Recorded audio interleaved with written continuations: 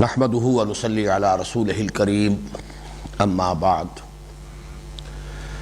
سورہ بقرہ کا تیسرا رکوع کل 9 آیات پر مشتمل ہے۔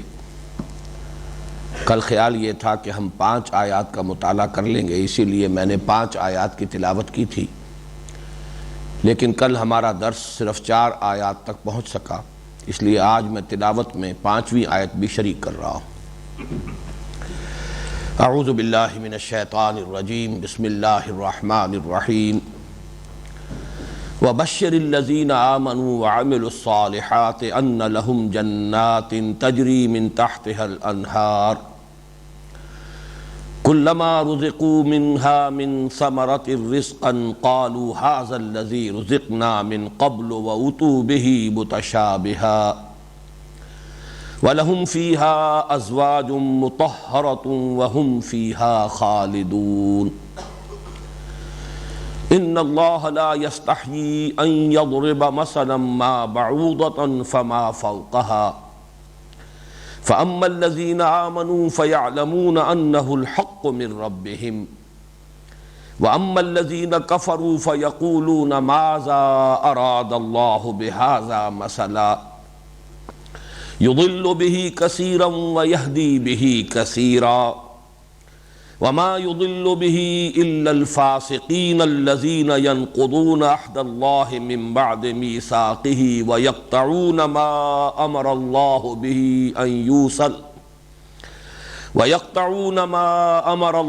به أن يوصل ويفسدون في الأرض أولئك هم الخاسرون۔ كيف تكفرون بالله وكنتم أمواتا فأحياكم ثم يميتكم ثم يحييكم ثم إليه ترجعون۔ هو الذي خلق لكم ما في الأرض جميعا ثم استوى إلى السماء فسواهن 7 سماوات وهو بكل شيء عليم۔ صدق الله العظيم۔ رب اشرح لي صدري ويسر لي امري واحلل عقدة من لساني يفقهوا قولي۔ اللهم ربنا الهمنا رشدنا واعذنا من شرور انفسنا۔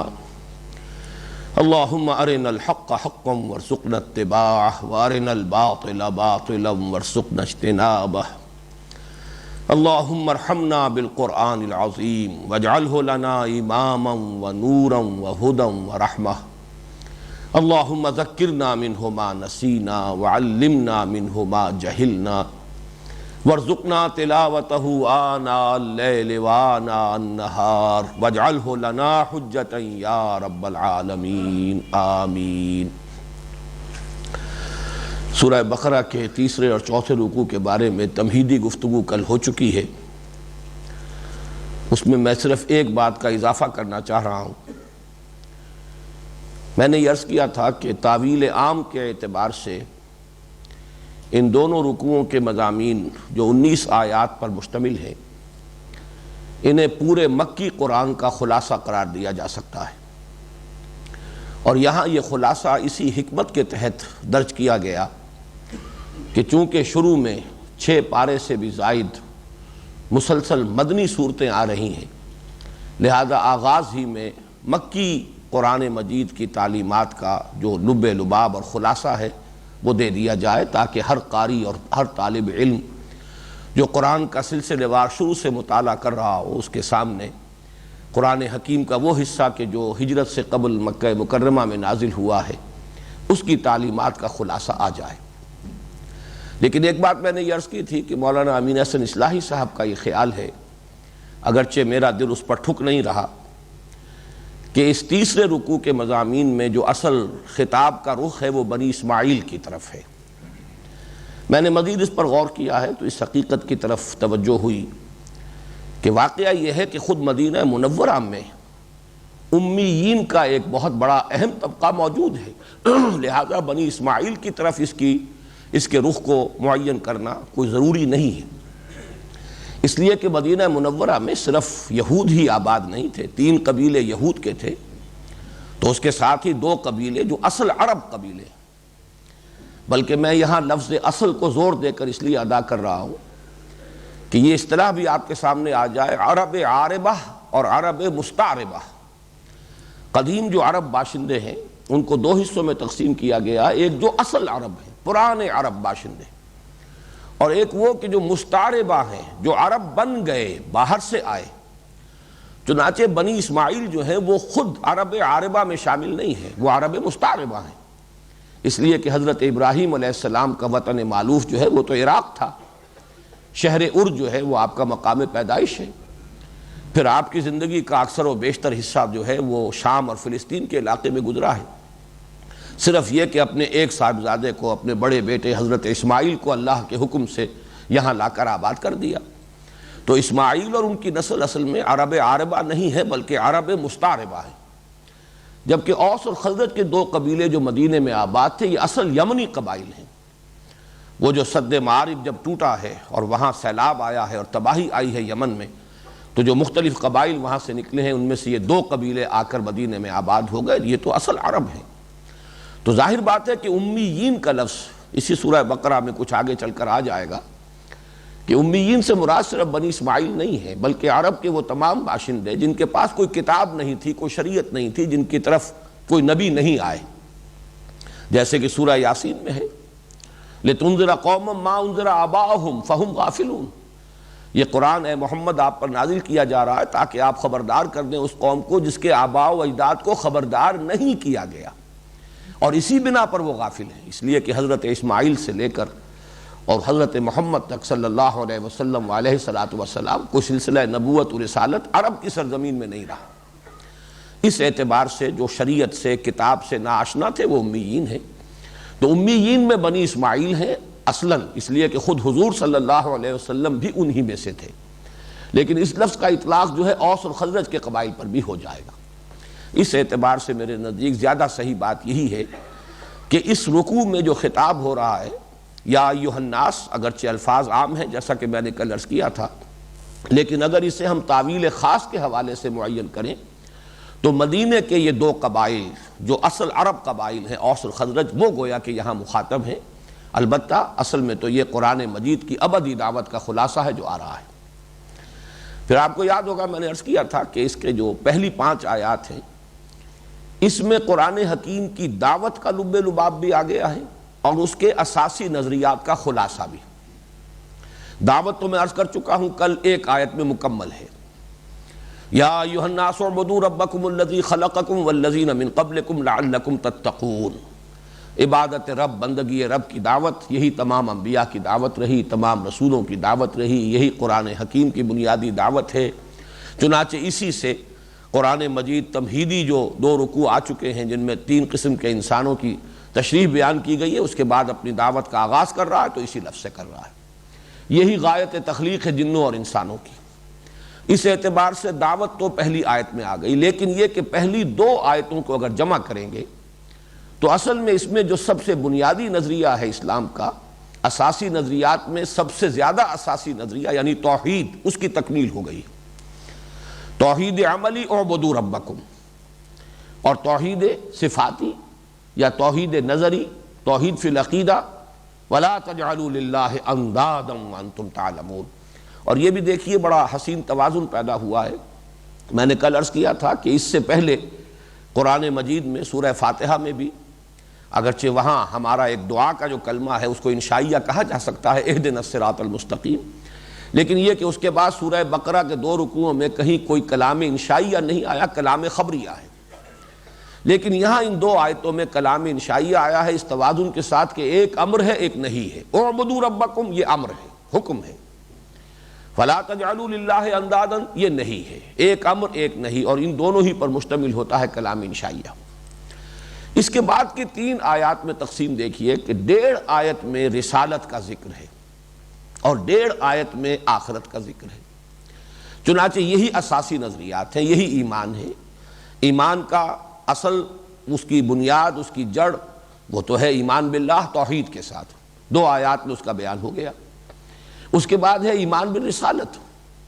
ظاہر بات ہے کہ محمد الرسول اللہ صلی اللہ علیہ وسلم کی رسالت کی بنیاد یہ ہے کہ قرآن اللہ کا کلام ہے جو آپ پر نازل ہوا۔ وہ لوگ انکار محمد ابن عبداللہ کا نہیں کرتے تھے، محمد رسول اللہ صلی اللہ علیہ وسلم کا کرتے تھے۔ اصل انکار تو قرآن کا تھا، محمد کا نہیں تھا صلی اللہ علیہ وسلم۔ اس اعتبار سے نبوت و رسالت کا جو مضمون آیا ہے وہ اس اعتبار سے وَإِن كُنتُمْ فِي رَيْبٍ مِّمَّا نَزَّلْنَا عَلَىٰ عَبْدِنَا، اس میں ذرا نوٹ کیجئے کہ یہ عبد کی نسبت کو نمایاں کیا گیا ہے۔ قرآن مجید میں جہاں بھی حضور صلی اللہ علیہ وسلم پر قرآن مجید کے نزول کا تذکرہ ہو، اور ظاہر بات ہے قرآن مجید کا نزول گویا کہ اللہ کی شفقت اور عنایت کا نزول ہے، جہاں بھی شفقت اور عنایت کا انداز ہوتا ہے اور جہاں بھی مقام مدح ہوتا ہے، جہاں بھی نسبت عروجی بیان کرنی مقصود ہوتی ہے، وہاں حضور کی نسبت عبدیت کو نمایاں کیا جاتا ہے۔ سبحان الذی اسری بعبدہ لیلا من المسجد الحرام الی المسجد الاقصی، الحمد للہ الذی انزل علی عبدہ الکتاب ولم یجعل لہ عوجا۔ اس پر بہت سے مواقع پر تفصیلی گفتگو میں کر چکا ہوں، خاص طور پر مولانا روم کے حوالے سے، کہ یہ عروجی اور نزولی جو کیفیات ہوتی ہیں، عبدیت میں چونکہ رخ ہے اللہ کی طرف، بندہ اللہ کی طرف رخ کر کے کھڑا ہے، یہ عروجی کیفیت ہے۔ رسالت میں بندہ جو رسالت کا فرض منصبی ادا کرنے کے لیے جا رہا ہے، اس کا رخ جو ہے خلق کی طرف ہے، اس اعتبار سے وہ نزولی نسبت ہے۔ گویا کہ اگر ہم یوں کہیں کہ جبل نور سے حضور نازل ہو رہے اتر رہے ہیں، یہ نزولی نسبت ہے، اس لیے کہ اب آپ کو جا کر لوگوں کو خبردار کرنا ہے۔ حضرت موسیٰ علیہ السلام کوہ طور سے اتر رہے ہیں، یہ نزولی کیفیت ہے، اس لیے کہ فرمایا گیا اذهب الى فرعون انه طغى۔ لیکن جب حضرت موسیٰ کوہ طور پر تھے یا حضور صلی اللہ علیہ وسلم جبل نور پر تھے، تو یہ ہے عروجی کیفیت۔ تو وَإِن كُنتُمْ فِي رَيْبٍ مِّمَّا نَزَّلْنَا عَلَىٰ عَبْدِنَا فَأْتُوا بِسُورَةٍ مِّن مِّثْلِهِ، اس کی تفصیل میں کل عرض کر چکا ہوں۔ وَادْعُوا شُهَدَاءَكُم مِّن دُونِ اللَّهِ إِن كُنتُمْ صَادِقِينَ فَإِن لَّمْ تَفْعَلُوا وَلَن تَفْعَلُوا، پھر اگر نہ کر پاؤ اور ہرگز نہیں کر پاؤ گے، فَاتَّقُوا النَّارَ الَّتِي وَقُودُهَا النَّاسُ وَالْحِجَارَةُ۔ اب دیکھیے تیسری آیت کے چوتھی آیت کے وسط سے ہی اب ذکر شروع ہو گیا ہے آخرت کا۔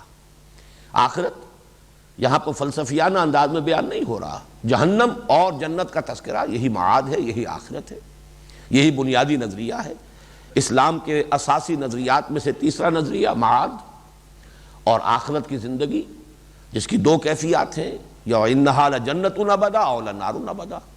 فاتقوا النار التي وقودها الناس والحجارہ، تو بچو، ڈرو اس آگ سے جس کا ایندھن بنیں گے انسان اور پتھر۔ اعدت للکافرین، وہ تیار کی گئی ہے، پوری طرح آراستہ پیراستہ ہے، تم سے نبٹنے کے لیے تیار ہے، تمہاری پوری سزا کا اور تمہیں کیفر کردار تک پہنچانے کا پورا اہتمام اس میں کر لیا گیا ہے۔ اعداد ہے کسی شے کو کسی مقصد کے لیے پوری طرح تیار کر دینا، اس کے تمام تقاضے اس میں پورے ہو رہے ہو۔ اب اس کے بعد پانچویں آیت جو ہے اس میں اس معاد ہی کا دوسرا رخ، وَبَشِّرِ الَّذِينَ آمَنُوا وَعَمِلُوا الصَّالِحَاتِ، اور بشارت دیجئے نبی صلی اللہ علیہ وسلم ان لوگوں کو جو ایمان لائے اور نیک عمل کریں۔ یہ لفظ عمل صالح جو یہاں پر آیا ہے، اس کو اچھی طرح سمجھ لیجئے کہ اس کے تصورات ہمارے ذہنوں میں ہر ایک کے اپنے تصور کے مطابق ہے، اس کا کوئی نہ کوئی حیولہ۔ اکثر و بیشتر تو اس کا جب بھی یہ لفظ آئے گا تو صرف عبادات تک تصور محدود ہو کر رہ جائے گا۔ عمل کا لفظ فعل کے مقابلے میں آتا ہے۔ فعل کوئی بھی کام ہے جو انسان کرے، بالارادہ کرے یا غیر ارادی طور پر وہ اس سے صادر ہو جائے، ایسے ہی آرام سے ہو جائے یا مشقت طلب ہو، وہ فعل ہے۔ لیکن جو مشقت طلب کام ہو وہ در حقیقت ہے عمل، جو ارادے سے کیا جا رہا ہو، پوری توجہ کے ساتھ کیا جا رہا ہو، اہتمام کے ساتھ کیا جا رہا ہو۔ اور صالح صلاحیت کا لفظ جو ہے اس سب کو معلوم ہے، جس میں نشو و نما کی صلاحیت ہے۔ یعنی در حقیقت انسان کو اللہ تعالیٰ نے جو اگلے رکوع کا مضمون ہے خلافت عرضی کے لیے پیدا کیا ہے، اس کا جو مرتبہ معین کیا ہے، اس مرتبے تک پہنچنے کے لیے انسان کو جو پوٹینشلی اس کو دے دیا گیا، لیکن اس کو ریئلائز کرنا، اسے فی الواقع اس کو اچیو کرنے کے لیے اسے محنت کرنی پڑے گی۔ وہ شعر مجھے یاد آیا کہ فرشتے سے بہتر ہے انسان بننا، مگر اس میں پڑتی ہے محنت زیادہ۔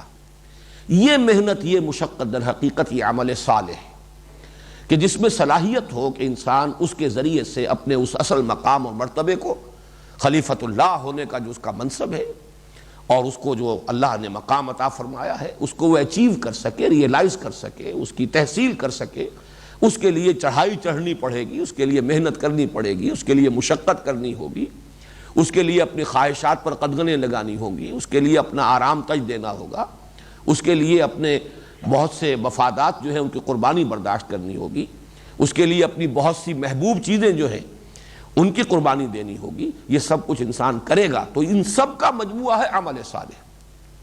وَبَشِّرِ الَّذِينَ آمَنُوا وَعَمِلُوا الصَّالِحَاتِ، بشارت دے دیجئے ان کو جو ایمان لائیں۔ کس پر؟ ایمان لائے اللہ کی توحید پر، ایمان لائے محمد الرسول اللہ صلی اللہ علیہ وسلم کی رسالت پر، قرآن کے منزل من اللہ کلام اللہ ہونے پر، ایمان لائے جنت پر، ایمان لائے دوزخ پر۔ مانا بعث بعد الموت کو، ان لہم جنات تجری من تحتہا الانہار، کہ ان کے لیے ہوں گے وہ باغات۔ جنت کے لفظ کو پہچان لیجئے، جیم نون، نون کا مادہ عربی زبان میں آتا ہے کسی چیز کو چھپ جانا یا چھپا دینا۔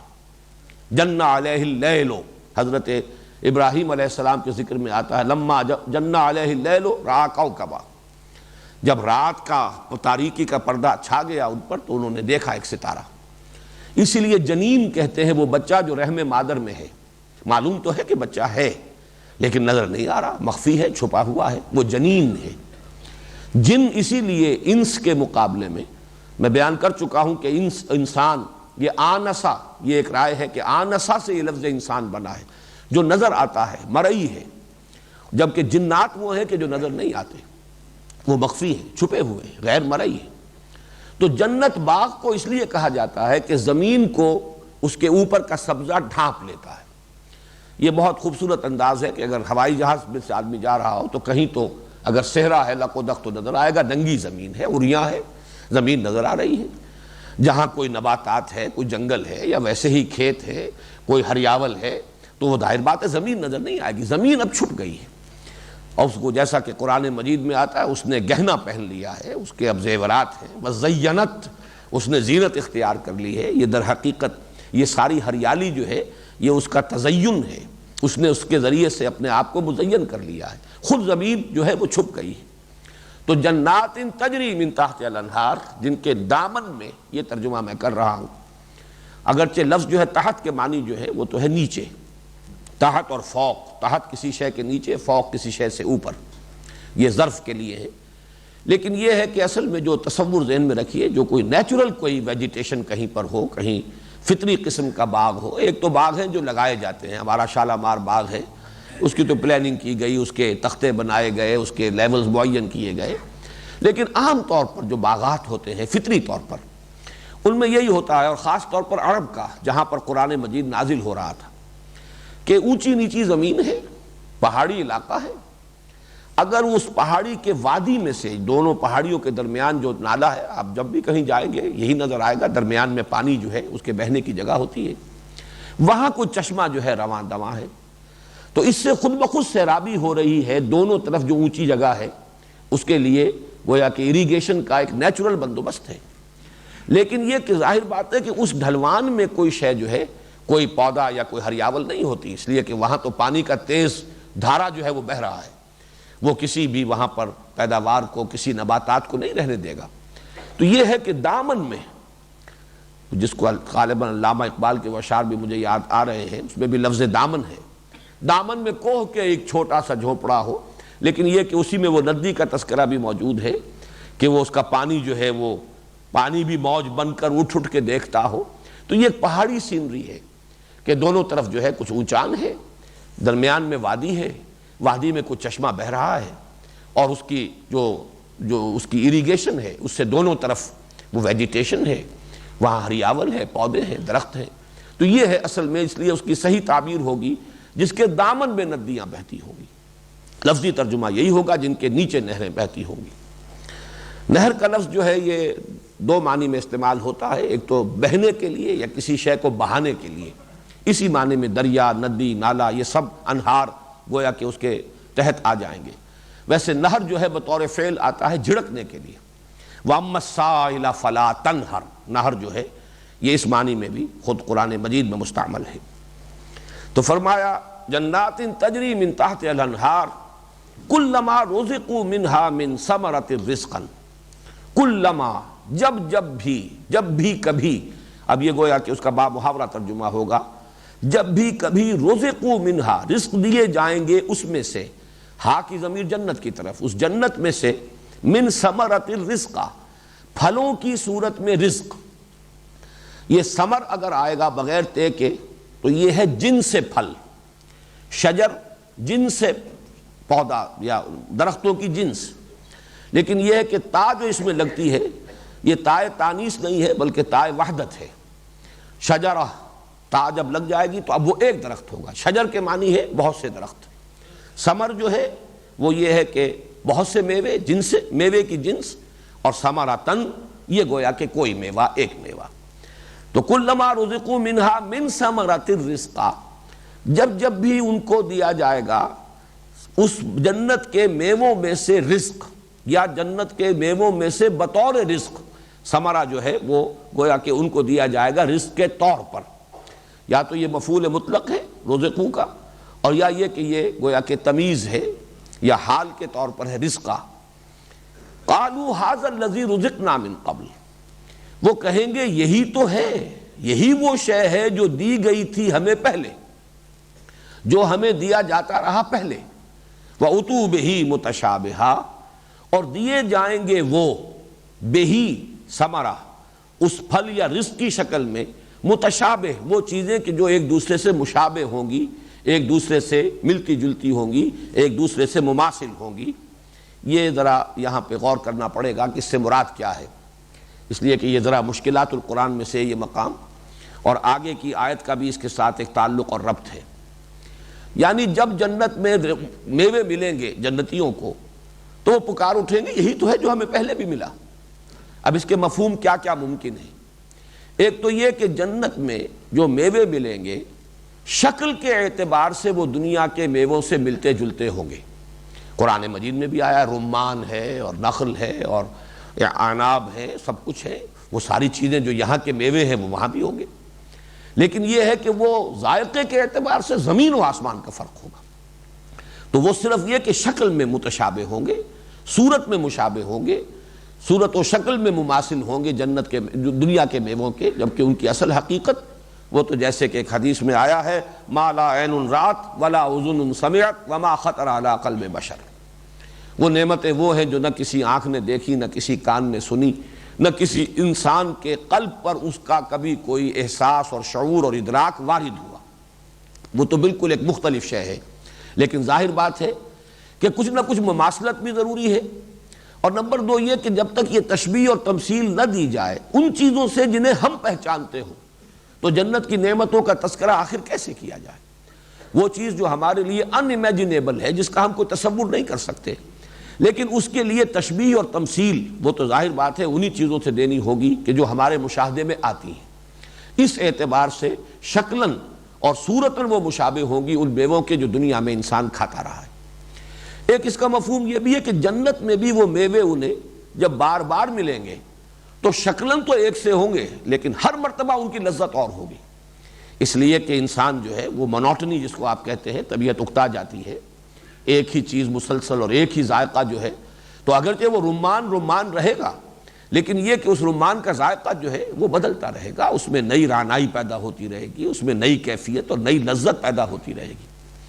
اور ایک اس میں مفہوم جو ہے وہ ذرا صوفیانہ انداز کا بھی لیا گیا ہے. اور اگرچہ مولانا اصلاحی صاحب کا مزاج جو ہے وہ متصوفانہ نہیں ہے، لیکن یہ کہ مجھے خوشی ہوئی کہ انہوں نے بھی یہ مضمون لیا ہے اور بیان کیا ہے. اور وہ یہ ہے کہ در حقیقت انسان جو بھی عمل کرتا ہے اس دنیا میں اس عمل کا ایک ذائقہ ہے، روحانی ذائقہ. آپ نے کوئی نیکی کی، اس کی ایک مسرت آپ کو حاصل ہوتی ہے، انبساط ہوتا ہے، طبیعت میں خوشی ہوتی ہے، گویا کہ ایک لذت حاصل ہوتی ہے. یہ لذت جو ہے اس سے مشابہ ہوگی وہ لذت کہ جو آخرت میں جنت میں جو جزا میں جو چیزیں ملیں گی، جو میوے ملیں گے، اس وقت یاد آئے گا کہ یہ وہ لذت ہے جس کا ہمیں احساس دنیا میں ہوا تھا جب ہم نے فلاں نیکی کا کام کیا، فلاں خیر کا کام کیا. اسی طریقے سے گناہ ہے، برے اعمال ہیں، ان کی تلخی ہے.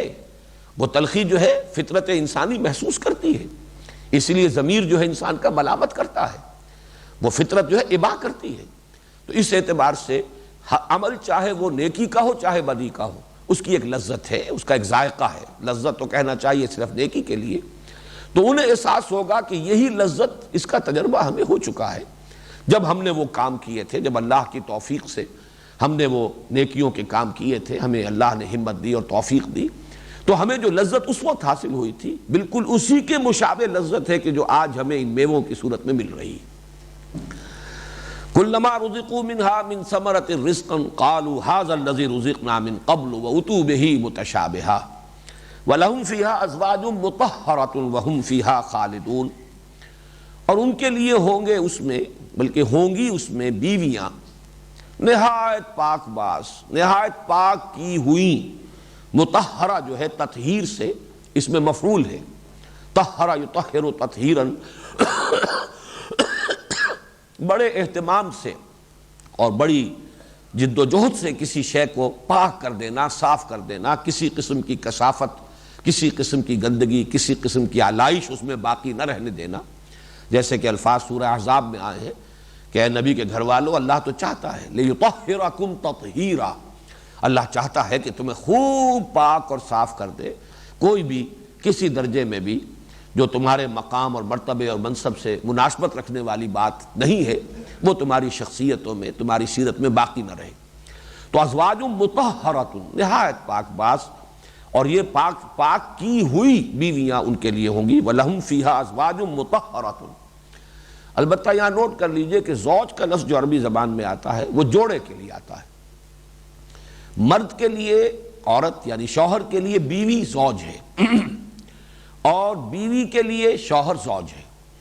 زوجہ کا لفظ جو ہے یعنی تانیث کے ساتھ قرآن مجید میں کہیں نہیں آیا، بلکہ عربی زبان میں بھی اس کا استعمال جو ہے وہ صرف نجد کی بولی میں، یعنی ایک کولوکیل جو ایک لینگویج ہے عربی کی جو نجد کے علاقے کی، اس میں تو وہ زوجہ اور زوجات پھر اس کی جو ہے جمع آتی ہے، لیکن باقی پورے عرب میں کہیں بھی یہ تائے تانیث کے ساتھ زوجہ کا لفظ استعمال نہیں ہوتا، بلکہ زوج جوڑا، بلکہ جوڑے کے دونوں فرد جو ہیں ان میں سے ایک ایک کو زوج کہا جائے گا۔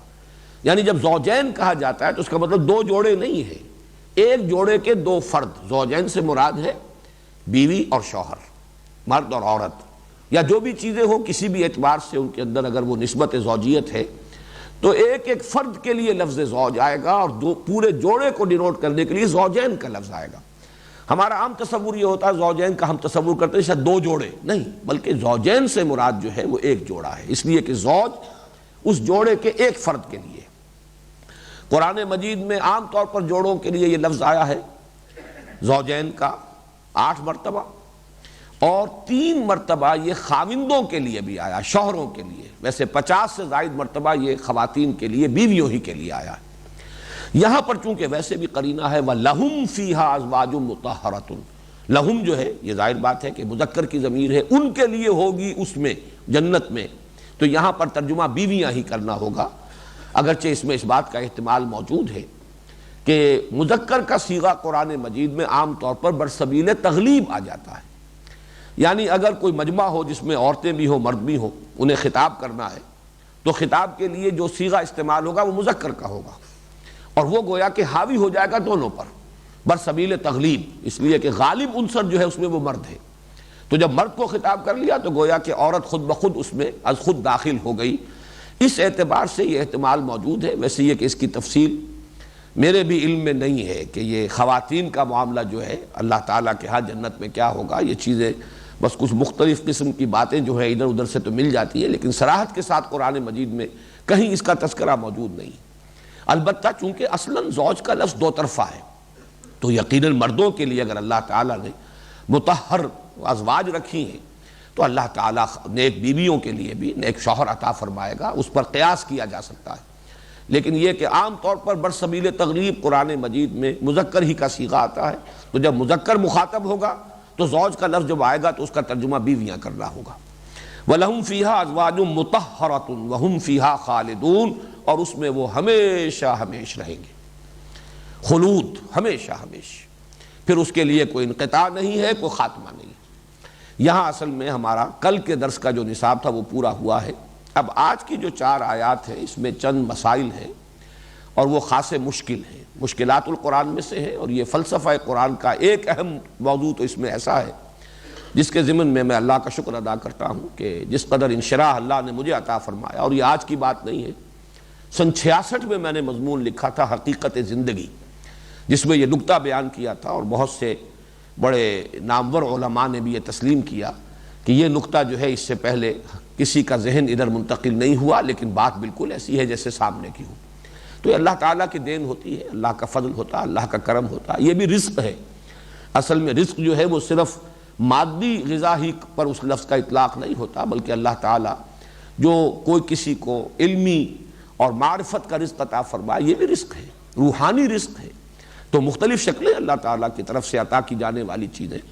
تو میں اس ضمن میں ذرا کچھ آج سوچ رہا ہوں کہ ہمیں جلدی کرنی چاہیے، اس لیے کہ وقت تیزی کے ساتھ گزرتا ہے۔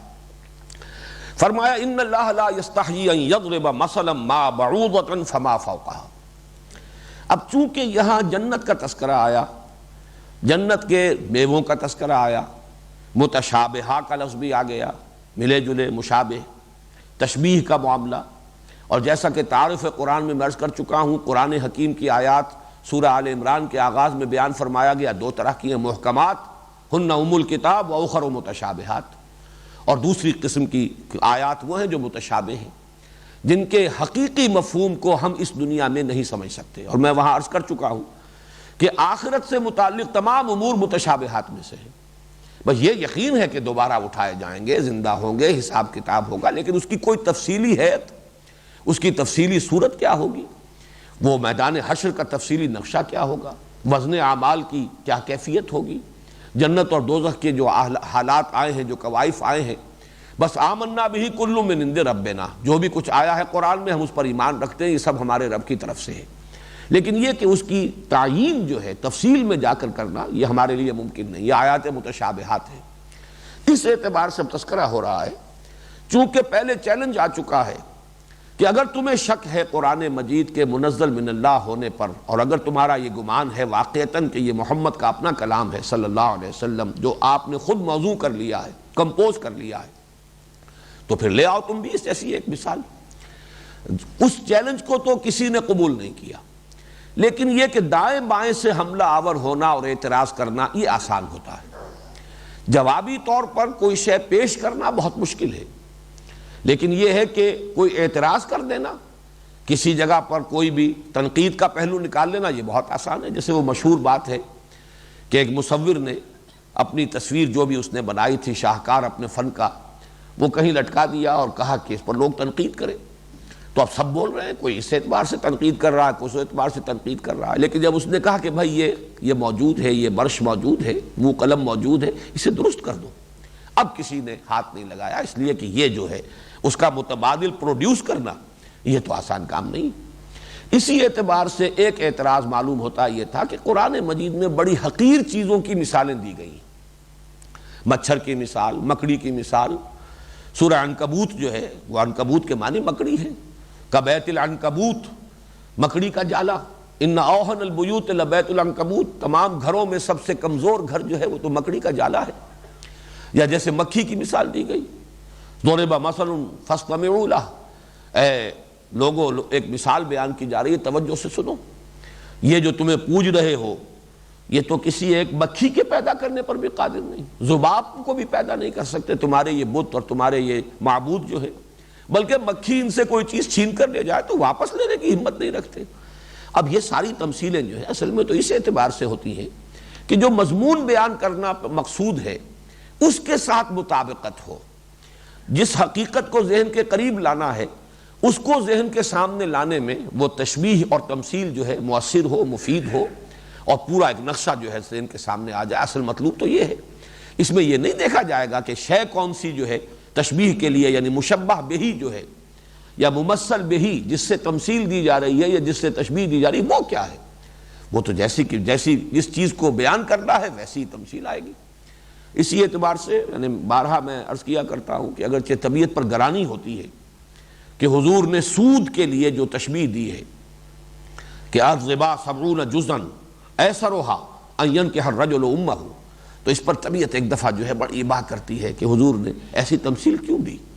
اس کو انسان زبان سے ان الفاظ کو ادا کرتے ہوئے بھی ہچکچاتا ہے، کہ سود کے گناہ کے 70 حصے ہیں، جن میں سب سے چھوٹا، سب سے ہلکا حصہ اس کے مساوی ہے کہ کوئی شخص اپنی ماں کے ساتھ زنا کرے، تو انسان جو ہے ایک دفعہ طبیعت جو ہے گھبراتی ہے۔ یا جیسے قرآن مجید میں کہ وہاں فرمایا گیا کہ تمہارا غیبت کرنا جو ہے بالکل ایسے ہے کہ تم اپنے مردہ بھائی کا گوشت کھا رہے ہو۔ اَيُحِبُّ أَحَدُكُمْ أَن يَأْكُلَ لَحْمَ أَخِيهِ مَيْتًا فَكَرِهْتُمُوهُ۔ اب یہ بھی انسان کے جو ہے طبیعت پہ جھرجھری سی آتی ہے، کون تصور کر سکتا ہے کہ مردہ بھائی کی لاش پڑی ہو اور اس کا گوشت کاٹ کاٹ کر جو ہے کوئی تناول فرما رہا ہو۔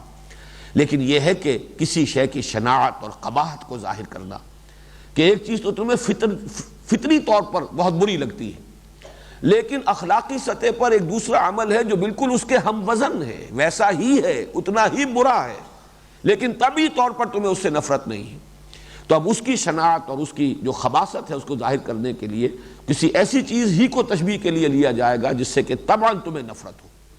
تو یہ معاملہ ہے کہ ان اللہ لا یستحیی ان یضرب مثلا ما بعوضۃ فما فوقها، یقیناً اللہ تعالیٰ کو اس میں کوئی حیا محسوس نہیں ہوتی، کوئی جھجک محسوس نہیں ہوتی، اللہ اس سے نہیں شرماتا۔ یہاں ذرا ایک نقطہ نوٹ کر لیجئے، یہ حیات ہی سے حیا ہے، ایک ہی مادہ ہے اصل میں۔ یہ زندگی جو ہے حیات، اس کا گویا کہ لازمی وصف ہے حیا۔ زندگی کا اصل جوہر، اصل زیور جو ہے حیا ہے۔ جیسے کہ وہ کہا جاتا ہے فارسی میں، بے حیا باش و ہر چے خائی کن اذا لم تستحیی فاصنع ما شئت، عربی میں بھی ہے، بے حیا باش و ہر چے خائی کن، حیا کا پردہ اٹھ گیا جو چاہو کرو۔ یہی تو ہے ایک رکاوٹ، یہی تو ہے جو انسان کو روکتی ہے برائی سے، بدی سے۔ فطرت کے اندر اللہ نے وہ چیز رکھی ہوئی ہے۔ تو حیات اور حیا یہ در حقیقت ایک ہی لفظ ہے۔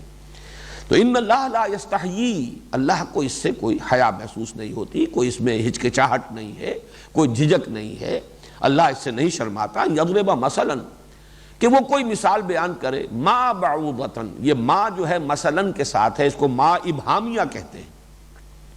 کوئی سی بھی مثال، جیسے آتنی کتابا ما، مجھے کوئی کتاب دو، کوئی سی بھی دے دو، مطلب یہ کہ آپ کو کسی وقت پڑھنے کے لیے کچھ چاہیے تو کوئی آپ کا خاص چوائس نہیں ہے، تو ماں جو لفظ آتا ہے یہ اس اعتبار سے بھائی کوئی سی بھی ہو، بس مجھے ایک کتاب چاہیے۔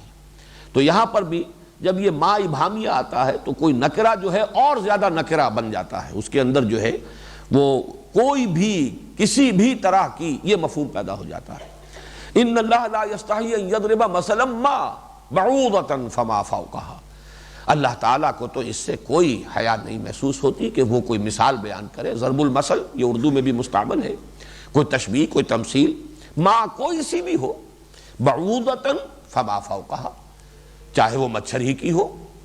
بعوض اور بعوضہ یہ بھی در حقیقت یہ ایک واحد کے لیے لفظ آیا ہے، بعوضہ کوئی ایک مچھر، بعوضۃ فما فوقها، اور فوق کا لفظ آتا ہے اوپر کے لیے، لیکن یہ کہ اوپر سے مراد یہاں پر جب آپ تجزیہ کریں گے تو گویا اس سے بھی حقیر شے، یعنی حقیر ہونے میں مچھر، اور اس سے بھی بڑھ کر کوئی حقیر شے ہو، یعنی اور اس سے بھی کوئی کمتر شے، ما بعوضۃ فما فوقها۔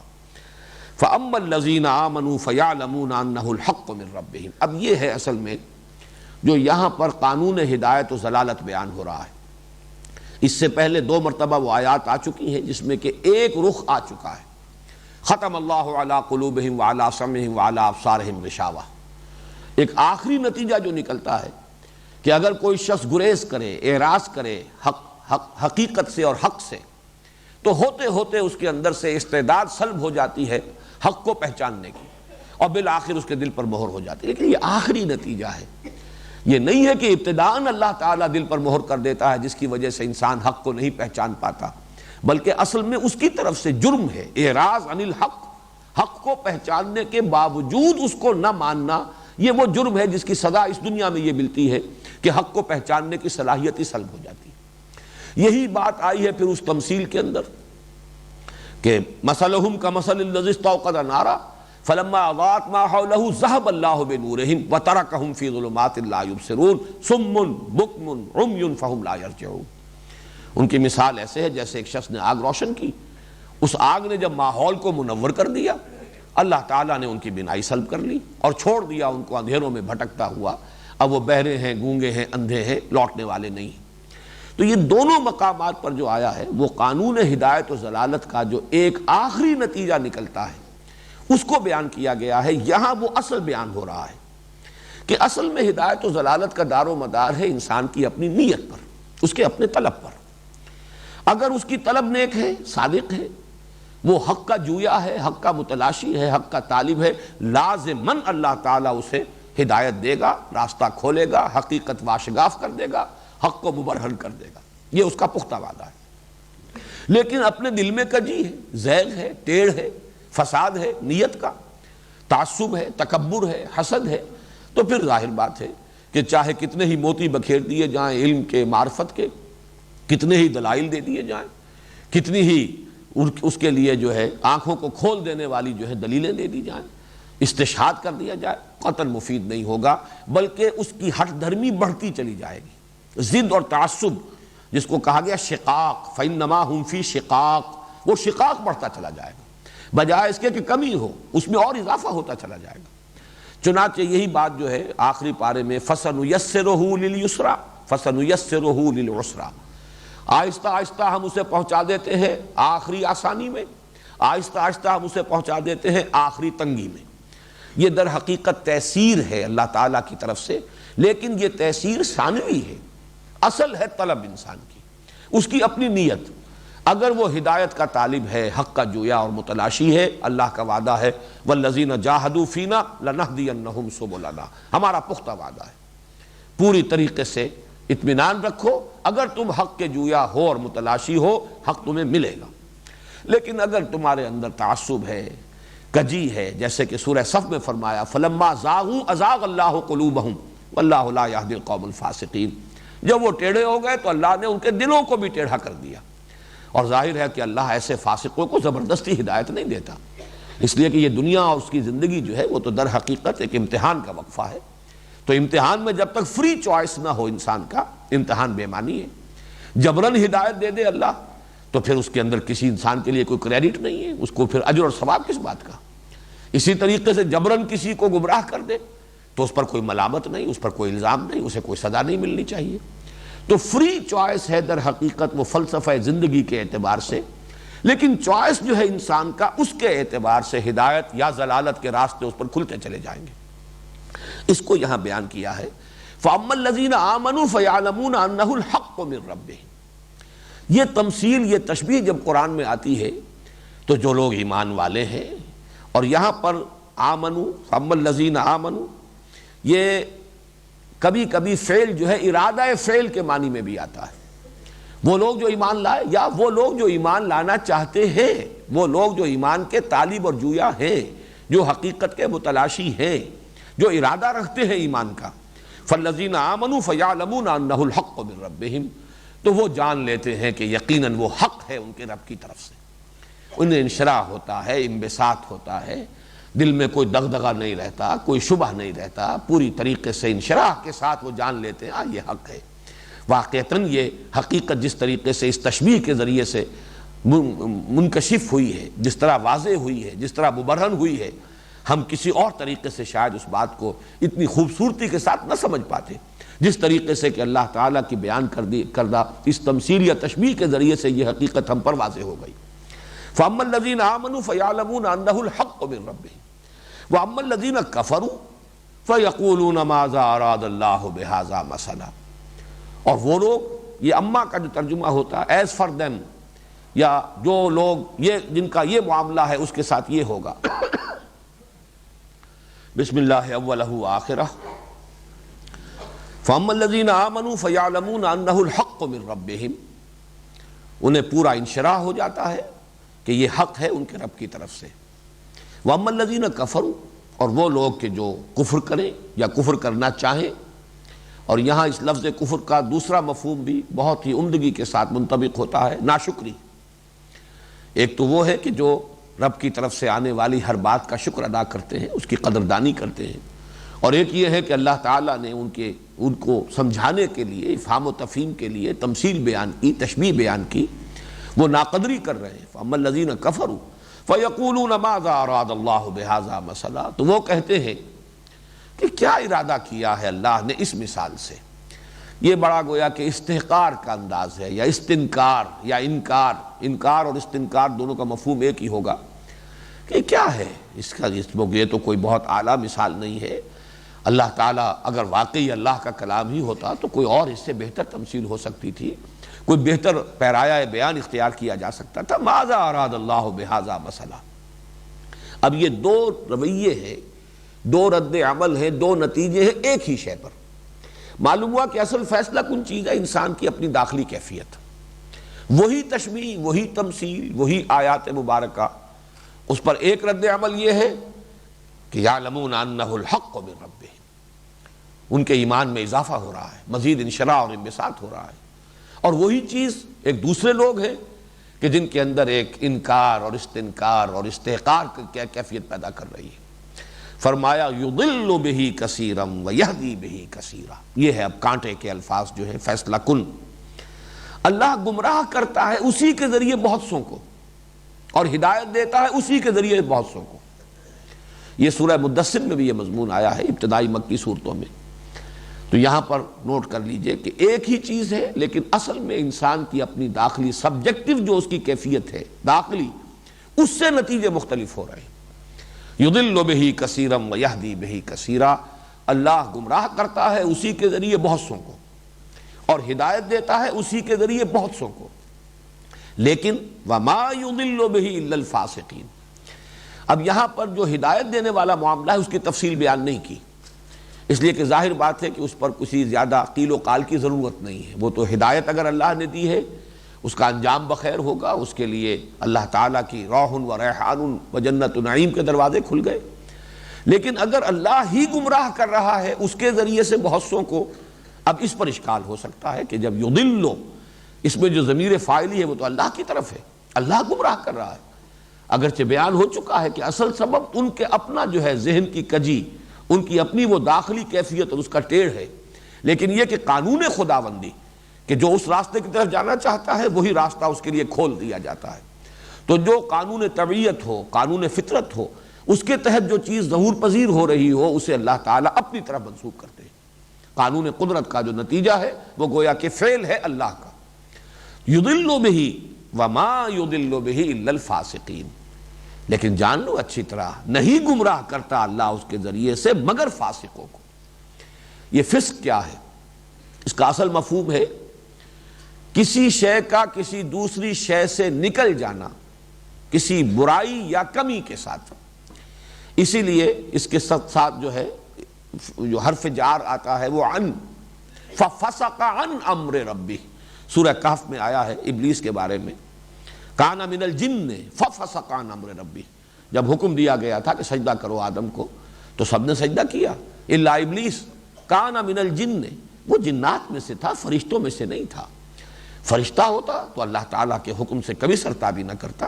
کان من الجن ففسق عن امر ربی، چونکہ وہ جن تھا، جنات میں سے تھا، بس وہ نکل بھاگا اپنے رب کے حکم سے۔ تو کسی شے سے نکل جانا، حد سے تجاوز کر جانا، اس معنی میں لفظ فسق جو ہے اگرچہ وہ بہت براڈ سپیکٹرم ہے، معمولی چھوٹا سا کوئی حکم ہے اللہ کا آپ نے توڑا، یہ بھی فسق ہے، لیکن اللہ کے سامنے مد مقابل بن کر کھڑے ہو گئے، مقابلے میں آ گئے، بغاوت کر رہے ہیں، ضد اور ند بن کر آ گئے، یہ بھی فسق ہے۔ تو معلوم ہوا کہ یہ جہاں تک اس کا جو اصل لغوی مفہوم ہے تو اس میں چھوٹے چھوٹے گناہ جو ہیں وہاں سے لے کر بڑی سے بڑی بغاوت جو اللہ کے مقابلے میں ہو، ان سب پر اس کا اطلاق ہو جائے گا۔ وما یضل بہ الا الفاسقین۔ اب پھر دیکھیے اس فسق کی تشریح ہو رہی ہے، اور یہ گویا کہ پھر عمرانیات قرآنی کا ایک بہت اہم مضمون ہے۔ فساد کسے کہتے ہیں، اور اصل میں شریعت اور دین اس کی دو بنیادیں کیا ہیں، حقوق اللہ اور حقوق العباد۔ اصل میں جو انسان کی دو نسبتیں صحیح ہونی چاہیے وہ کیا ہیں؟ اب اگلی آیت میں وہ آ رہا ہے، وہ کون ہے فاسقین؟ وما یضل بہ الا الفاسقین الذین ینقضون عہد اللہ من بعد میثاقہ ویقطعون ما امر اللہ بہ ان یوصل ویفسدون فی الارض۔ وہ لوگ کہ جو نقض کے معنی توڑ دینا، نواقض وضو کہلاتی ہیں وہ چیزیں جن سے کہ وضو ٹوٹ جاتا ہے، نواقض وضو۔ نقص اور نقض میں بس تھوڑا سا فرق ہے، نقص کے معنی کمی، اور نقض یہ صاد کے بجائے ضاد بن گیا ہے اور ثقیل ہو گیا ہے تو کسی شے کا ٹوٹ جانا۔ ایک ہے محض کمی، کوتاہی، اور ایک ہے کسی شے کا سلسلہ منقطع ہو جانا۔ تو الذین ینقضون عہد اللہ من بعد میثاقہ، وہ لوگ جو توڑتے ہیں اللہ کے عہد کو اس کے پختہ ہونے کے بعد۔ میثاق یہ مصدر ہے، موثاق اصل میں واو سا اور قاف اسی سے لفظ وثوق بنا ہے، میں بڑے وثوق کے ساتھ کہہ رہا ہوں، یعنی یقین ہے، پختہ اعتماد ہے، وثوق ہے۔ موثقاً کہتے ہیں وہ قسم کے جو بڑے اہتمام کے ساتھ پوری طرح اپنے شعور کے ساتھ کھائی گئی ہو، موثقا من اللہ، یہ سورہ یوسف میں الفاظ آئے ہیں۔ میثاق جو ہے شریعت کو بھی میثاق کہا گیا ہے، وَمِيثَاقَهُ الَّذِي وَاثَقَكُم بِهِ، اپنے اس میثاق کا جس میں کہ اللہ نے تمہیں جکڑ لیا ہے اس کا پورا شعور اور ادراک رکھو، جان لو کہ تم نے اپنے اللہ سے کیا وعدہ کیا ہے۔ اِذْ قُلْتُمْ سَمِعْنَا وَأَطَعْنَا، جبکہ تم نے کہا کہ ہم نے سنا اور ہم نے مانا، یہ سب میثاق ہے۔ لیکن یہاں کون سا میثاق ہے؟ الذین ینقضون عہد اللہ من بعد میثاقہ۔ قرآن مجید میں چونکہ جو اہم مضامین ہیں وہ دو مرتبہ ضرور آتے ہیں۔ سورہ رعد جو مکی سورت ہے اس میں بھی یہ مضمون آیا ہے، الذین یوفون بعہد اللہ ولا ینقضون المیثاق۔ یہاں مقام مدح میں ذکر کیا جا رہا ہے اچھے لوگوں کا جو حق پر ہیں، وہ لوگ کہ جو اللہ کے عہد کو پورا کرتے ہیں اور میثاق کو توڑتے نہیں۔ والذین یصلون ما امر اللہ ان یوصل، اور وہ لوگ جو جوڑے رکھتے ہیں اس چیز کو جس کو کہ اللہ نے جوڑنے کا حکم دیا ہے، برقرار رکھتے ہیں، انٹیکٹ رکھتے ہیں، جوڑے رکھتے ہیں اس شے کو جس کو اللہ نے جوڑنے کا حکم دیا۔ وَيَخْشَوْنَ رَبَّهُمْ وَيَخَافُونَ سُوءَ الْحِسَابِ، اور وہ اپنے رب سے ڈرتے رہتے ہیں اور حساب کی برائی، یعنی حساب محاسبہ آخرت کا جو برا نتیجہ نکل سکتا ہے اس سے لرزاں و ترساں رہتے ہیں۔ اب یہاں غور کیجئے کہ اس سے مراد کیا ہے۔ ویسے تو میثاق کا لفظ قرآن مجید میں مختلف معنی میں آیا ہے، لیکن یہ کہ اس کی اگر صحیح ترین تعبیر تلاش کی جائے تو جو سورہ اعراف میں تذکرہ ہے کہ اللہ تعالیٰ نے ازل میں پوری نوع انسانی سے ایک عہد لیا تھا، وَإِذْ أَخَذَ رَبُّكَ مِن بَنِي آدَمَ مِن ظُهُورِهِمْ ذُرِّيَّتَهُمْ وَأَشْهَدَهُمْ عَلَىٰ أَنفُسِهِمْ أَلَسْتُ بِرَبِّكُمْ قَالُوا بَلَىٰ شَهِدْنَا۔ یہ جو بڑے اہتمام کے ساتھ سورہ اعراف، اور نوٹ کر لیجئے اصل میں جب ہم اس طرح کا حوالہ ہمارے سامنے آتا ہے تو ہمارے ذہن میں ترتیب یہ رہتی ہے کہ یہ تو آگے چل کر آئے گی، سورت کافی آگے چل کر آئے گی، تقریباً یوں سمجھیے کہ 6 پاروں کے بعد آئے گی، 7ویں پارے کا بھی جو ہے، بلکہ یہ سورہ اعراف ہے تو 9ویں پارے میں جا کر یہ بات آئے گی۔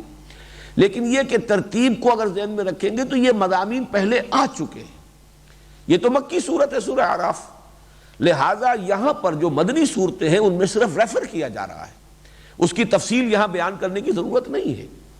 ترتیب مصحف کے اعتبار سے ہمارے ذہن میں نقشہ یہ رہتا ہے کہ یہ بات تو ابھی بیان نہیں ہوئی، اور اس کی یہاں پر جو ہے اجمالی اشارہ جو ہے وہ شاید ہمیں کبھی دل میں یہ خیال پیدا ہو کہ یہاں تو بات وضاحت سے آنی چاہیے تھی، بعد میں چاہے اس کا کوئی اجمالی اشارہ ہو جاتا۔ لیکن ذہن میں رکھیے کہ ترتیب نزولی یہ ہے کہ یہ سورہ اعراف جو ہے یہ مکی صورت ہے، اس میں یہ تفصیل کے ساتھ مضمون آ چکا ہے۔ یاد کرو جب کہ نکالا تیرے رب نے تمام بنی آدم کی پیٹھوں سے ان کی ذریت کو، ان کی اولاد کو، اور انہیں گواہ ٹھہرایا، وَأَشْهَدَهُمْ عَلَىٰ أَنفُسِهِمْ، ان کو خود اپنے آپ پر گواہ ٹھہرایا، أَلَسْتُ بِرَبِّكُمْ، کیا میں تمہارا رب نہیں ہوں، تمہارا مالک نہیں ہوں؟ قَالُوا بَلَىٰ شَهِدْنَا، انہوں نے کہا بالکل ہم یقیناً تسلیم کرتے ہیں پروردگار تو ہمارا رب ہے، تو ہمارا مالک ہے، تو ہمارا آقا ہے۔ یہ ہے عہد الست، الذین ینقضون عہد اللہ من بعد میثاقہ۔ اب اس کے خلاف جو طرز عمل بھی ہوگا گویا کہ وہ نقض عہد ہے، اللہ کے ساتھ جو عہد کر کے ہم عالم ارواح میں جب تھے اس وقت ہم سے یہ عہد لیا گیا، ابھی عالم خلق میں ہمارا وجود نہیں تھا، ابھی اجساد کی تخلیق نہیں ہوئی تھی، صرف ارواح، کل کی کل ارواح انسانیہ، جس کے بارے میں حدیث میں آتا ہے الارواح جنود مجندہ، لشکروں کے لشکر تھے، اور ان سب سے اللہ تعالیٰ نے، اور وہ سب کے سب بیک وقت موجود تھے۔ اس وقت تو ہمارے مابین ایک ترتیب زمانی ہے، مجھ سے پہلے میرے والد، ان سے پہلے میرے دادا، پھر ان سے پہلے پردادا، یہ ایک نسبت زمانی قائم ہوئی ہے، ترتیب ہے۔ اس وقت سب کے سب تھے، آدم سے لے کر جو ابو البشر ہیں آخری انسان تک کہ جو قیامت تک پیدا ہوگا، ان سب کی ارواح وہاں موجود تھی۔ الارواح جنود مجندہ، اور ان سے عہد لیا، الست بربکم قالوا بلی، کیا میں تمہارا رب نہیں ہوں؟ پر انہوں نے سب نے کہا شہیدنا، ہم گواہ ہیں، اقرار کرتے ہیں تو ہمارا رب ہے۔ یہ ہے در حقیقت وہ عہد الست، میثاق الست، کبھی ہم عہد الست کہتے ہیں، کبھی میثاق الست کہتے ہیں۔ یہ توحید اعبدوا ربکم الذی خلقکم، در حقیقت یہ اس کے حوالے سے کہ نقض عہد نہ ہو، نقض میثاق نہ ہو، یہ گویا کہ پہلی جڑ ہے، پہلی بنیاد ہے اسلامی تمدن کی، اور اسلام کا جو بھی نظام بنتا ہے، نظام اعمال و اخلاق، اس میں یہ ہے کہ اللہ کے ساتھ کیے ہوئے اپنے عہد کا ایفا اور اس کی پابندی۔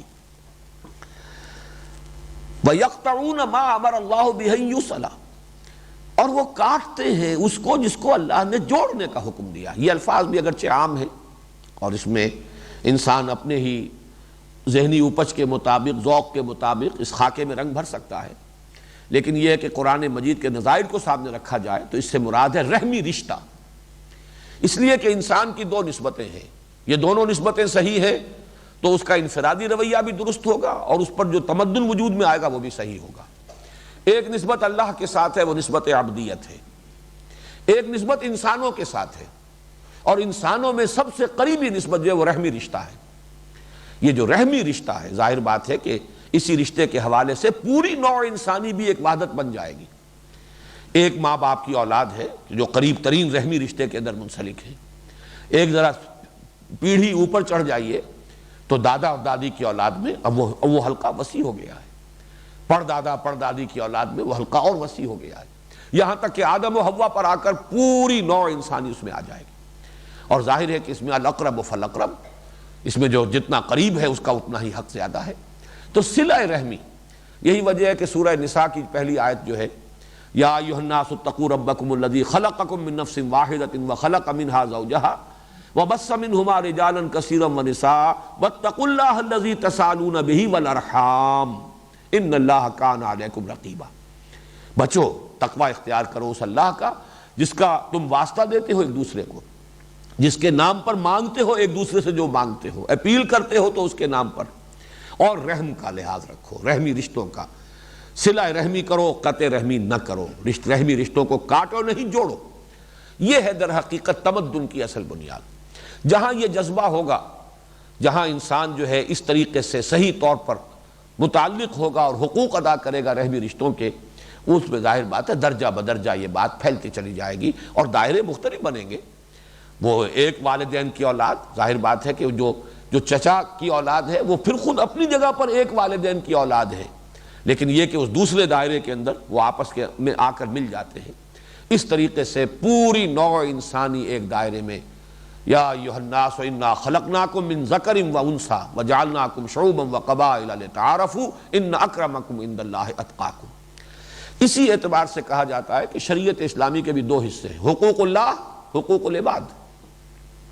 یہی وجہ ہے کہ عبادات میں بھی چوٹی کی عبادتیں جو ہیں، ویسے تو یہ ہے کہ روزہ ہر مسلمان پر، مرد پر، عورت پر فرض ہے، زکوٰۃ تو ہر ایک پر فرض نہیں ہے، اس لیے کہ زکوٰۃ تو جو بھی صاحب استطاعت ہوگا، صاحب نصاب ہوگا، اسی پر فرض ہوگی۔ لیکن دو ستون جو گاڑے جاتے ہیں ہمیشہ عبادات میں، نماز اور زکوٰۃ۔ نماز اللہ سے جوڑنے والی ہے، زکوٰۃ بندوں کے ساتھ جوڑنے والی ہے۔ جو بھی تمہارے جو بنی نو ہیں تمہارے، ان میں سے جو بھی پیچھے رہ گئے ہیں، جن کو بھی ضرورت ہے مدد کی، جنہیں سپورٹ کی ضرورت ہے، جو محتاج ہیں، جو کسی درجے میں امداد کے مستحق ہیں، ان کے ساتھ امداد کرو۔ یہ تمہیں جوڑنے والی شے ہے اپنے ابنائے نو کے ساتھ، اور نماز تمہیں جوڑنے والی شے ہے اپنے رب کے ساتھ۔ تو گویا کہ یہی دو چیزیں جو یہاں آئی ہیں، انہی کے حوالے سے حقوق اللہ، حقوق العباد، اور یہاں پر وہ عہد اللہ کے ساتھ، عہد الست۔ اس پر پھر اضافی عہد ہے۔ جب کوئی شخص ایمان لے آتا ہے تو یہ ایمان اپنا گویا کہ اسی اپنے عہد کی اور توثیق اس نے کر دی ہے۔ جب شریعت عطا ہوتی ہے کسی قوم کو تو گویا کہ ایک اور میثاق جو ہے اور پختہ ہو گیا اور گہرا ہو گیا، اور اس میں جب کہہ دیا گیا سمعنا واطعنا تو اور جکڑے گئے۔ وَمِيثَاقَهُ الَّذِي وَاثَقَكُم بِهِ، فرمایا وہ لوگ، وہ فاسق جو یہ دو حرکتیں کرتے ہوں، اللہ تعالیٰ صرف ان کو گمراہ کرتا ہے، اور ان دو حرکتوں کا نتیجہ کیا؟ وَيُفْسِدُونَ فِي الْأَرْضِ، زمین میں فساد پھیل جائے گا۔ پہلا نتیجہ کیا نکلے گا؟ اللہ کے خلاف بغاوت، اور دوسرا نتیجہ خلق کے ساتھ انسان کا تعلق جو ہے وہ صحیح نہیں رہے گا، حقوق ادا نہیں کرے گا، نہ پڑوسی کے، نہ قرابت داروں کے، نہ رشتہ داروں کے، نہ والدین کے۔ تو فساد در حقیقت نتیجہ ہے یہ جو دو اختلال پیدا ہوئے، وما يضل به الا الفاسقین الذین ينقضون عہد اللہ من بعد میثاقہ ویقطعون ما امر اللہ به ان یوصل ویفسدون فی الارض، ویفسدون فی الارض یہ اس کا نتیجہ ہے۔ تو یہ فسق، یہ فجور جن کے اندر ہے، جو یہ دو جرائم جو ہیں اس کے مرتکب ہوتے ہیں، اللہ کے ساتھ کیے ہوئے عہد کو توڑنا اور رحمی رشتوں کو کاٹنا، وہ ہیں لوگ کہ جو مفسد ہیں۔ اللہ تعالیٰ پھر ان کو گمراہ کرتا ہے، قرآن مجید سے بھی انہیں پھر گمراہی ملے گی۔ جو ہدی للناس بن کر جو آیا ہے کلام، پوری نوع انسانی کی ہدایت کی ضرورت کو پورا کرنے والا، لیکن انہیں اس سے ہدایت نہیں ملے گی، بلکہ وہ اپنے اندر کی اس داخلی کجی کی وجہ سے اس قرآن مجید سے بھی انہیں گمراہی ملے گی۔ اولئک ھم الخاسرون، اور یہ اس کا نتیجہ ہے، وہی ہوں گے خسارے والے، گھاٹے میں وہی رہیں گے، برباد وہی ہوں گے۔ یہ خسارے کا لفظ جو ہے وہ اگرچہ ہم اپنی عام زبان میں تو 2-4 روپے کا بھی خسارہ ہو جاتا ہے، 2-400 کا، 2-4 ہزار کا، 2-4 لاکھ کا، لیکن قرآن مجید میں یہ لفظ خسارہ جو ہے در حقیقت فوز، فلاح، رشد، ان سب کے مقابلے میں ایک جامع لفظ آتا ہے خسارہ۔ اولئک ھم الخاسرون، تو فائزون، راشدون، مفلحون، یہ مختلف درجات ہیں فوز کے، کامیابی کے، انسان کے بامراد ہونے کے، منزل مقصود تک پہنچ جانے کے لیے مختلف تعبیرات ہیں، لیکن ایک ہی ہے ان کا سب کا جو ہے، جو اینٹونیم ہے، جو ان کی ضد ہے، وہ خسارہ ہے۔ اولئک ھم الخاسرون۔ اب آ رہی ہے وہ آیت جس کے بارے میں میں نے عرض کیا تھا کہ یہ حقیقت زندگی کے اعتبار سے، اور وہ جو فلسفہ زندگی ہے، جس میں کہ علامہ اقبال کا وہ شعر جو ہے بہت ہی اہم ہے، تو اسے پیمانہ امروز و فردا سے نہ ناب، جاویداں پیہم دواں ہر دم جواں ہے زندگی، اس پر یہ آیہ مبارکہ، اور اس میں اگرچہ قدرے کسی درجے میں کہا جا سکتا ہے کہ ابہام ہے، لیکن القرآن یفسر بعضہ بعضا، قرآن مجید کا ایک حصہ دوسرے حصے کی وضاحت کر دیتا ہے، تفسیر بیان کر دیتا ہے۔ تو اگر نظائر کے حوالے سے سمجھا جائے تو بات بالکل 2 اور 2 4 کی طرح واضح ہو جائے گی۔ فرمایا کیف تکفرون باللہ وکنتم امواتا فاحیاکم ثم یمیتکم ثم یحییکم ثم الیہ ترجعون۔ ذرا وہ لگا دیا جائے یہاں پہ، وہ جو میں نے اسکیچ سا بنایا ہوا ہے۔ تم کیسے کفر کرتے ہو اللہ کا، اور یہاں پر میرے نزدیک کفر کا وہ مفہوم زیادہ صحیح منطبق ہوگا کہ کیسے ناشکری کرتے ہو اللہ کی۔ اللہ نے تم پر جو احسانات کیے ہیں، اللہ کا جو تم پر فضل ہوا ہے، اللہ کا جو تم پر کرم ہوا ہے، اس کا تم تصور کرو۔ اور یہ گویا کہ ایک تعجب کے انداز، کیف تکفرون باللہ، جس پر اتنے فضل ہوئے ہوں، جس پر اس درجے کرم ہوا ہو، جس پر اللہ تعالیٰ کی اتنی عنایت رہی ہو، وہ کفر کرے، وہ کفران نعمت کرے، وہ ناشکری کرے۔ کیف تکفرون باللہ وکنتم امواتا فاحیاکم ثم یمیتکم ثم یحییکم ثم الیہ ترجعون۔ یہ میں نے اوپر جو بنایا ہے اس کو نوٹ کیجئے، یہ الفاظ وہی لکھے ہوئے ہیں، یہ ایک تسلسل ہے، لیکن اس میں میں نے سیاہ اور سفید، کنتم امواتا، تم مردہ تھے، فاحیاکم، تو تمہیں زندہ کیا، ثم یمیتکم، پھر وہ موت آئے گی، پھر تم پر موت وارد کرے گا، ثم یحییکم، پھر تمہیں زندہ کر دے گا، ثم الیہ ترجعون، پھر تم اسی کی طرف لوٹا دیے جاؤ گے۔ اس میں 4 ادوار کا ذکر آ گیا ہے، حیات انسانی کے 4 دور، اس لیے کہ موت بھی در حقیقت، یہ میں نے سن 66 میں مضمون لکھا تھا، جیسا کہ میں نے ابتدا میں آج عرض کیا ہے، حقیقت زندگی، اس میں میں نے اس حقیقت کو بیان کیا تفصیل کے ساتھ کہ موت تو در حقیقت معدوم ہونے کے معنی میں ہے ہی نہیں۔ جب ہم کہتے ہیں یہ شے مردہ ہے تو مردہ شے معدوم نہیں ہوتی، مردہ کا تو وجود ہوتا ہے، صرف یہ کہ اس کے اندر وہ حیات کے آثار نہیں ہوتے، حیات کی صفات نہیں ہوتی، حیات کی کیفیات نہیں ہوتی، وہ معدوم تو نہیں ہے۔ لاش پڑی ہوئی ہے، مردہ پڑا ہوا ہے، تو مردہ معدوم تو نہیں ہے، ہاں اس میں زندگی نہیں ہے، صرف اس درجے کا فرق ہے۔ تو یہ نہیں کہا گیا کنتم معدوما فخلقکم، کہ تم معدوم تھے پھر تمہیں پیدا کیا، کنتم امواتا۔ اور یہی وجہ ہے کہ حضور صلی اللہ علیہ وسلم نے بڑی خوبصورت تشبیہ جو دی ہے موت کو، وہ نیند سے دی ہے۔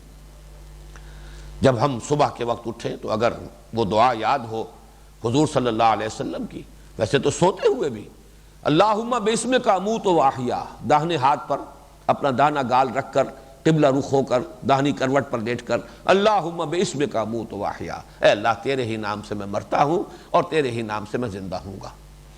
اسی طریقے سے الحمدللہ الذی، صبح آنکھ کھلے الحمدللہ الذی احیانی بعدما اماتنی والیہ النشور، کل شکر کل حمد کل ثناء اس اللہ کے لیے جس نے مجھے دوبارہ زندہ دیا، زندگی بخشی، زندہ کر دیا، اس کے بعد کہ مجھ پر موت وارد کر دی تھی، وَإِلَيْهِ النُّشُورُ، اور اسی طرح اس کی طرف لوٹ جانا ہے۔ یعنی جیسے روزانہ شام کو تم سوتے ہو، ایسے ہی ایک روز موت کی نیند سو جاؤ گے، جیسے روزانہ صبح کو بیدار ہو جاتے ہو، ایسے ہی ایک وقت آئے گا کہ تم صبح کو بعث بعد الموت جو ہے صبح قیامت کو تم بیدار ہو جاؤ گے۔ فَإِذَا هُمْ قِيَامٌ يَنظُرُونَ، تو اچانک ہوگے وہ کھڑے ہوئے دیکھتے ہوئے۔ تو معلوم ہوا کہ یہ موت اور نیند یہ بہت ایک دوسرے سے مشابہ، بہت قریب ہے، اس لیے کہ نیند میں بھی اصل میں شعور چلا گیا ہے، موت میں جان نکل گئی ہے۔ اصل تو انسان کی جو ہے وہ اصل حقیقت اس کا شعور ہے، نیند میں جان تو رہ گئی لیکن یہ کہ شعور جو ہے وہ سلب کر لیا گیا۔ البتہ جب موت آئی ہے تو وہ جان بھی شعور کے ساتھ، وہ جان جو ہے حیات وہ بھی سلب کر لی گئی، لیکن جسم تو پڑا ہوا ہے، وہ دو من کی لاش جو ہے وہ تو موجود ہے۔ تو اس میں جو چار انوار آ رہے ہیں، کنتم امواتا فاحیاکم ثم یمیتکم ثم یحییکم، تم مردہ تھے تو تمہیں زندہ کیا، پھر تم پر موت وارد کرے گا، پھر تمہیں زندہ کرے گا، پھر تم اس کی طرف لوٹا دیے جاؤ گے۔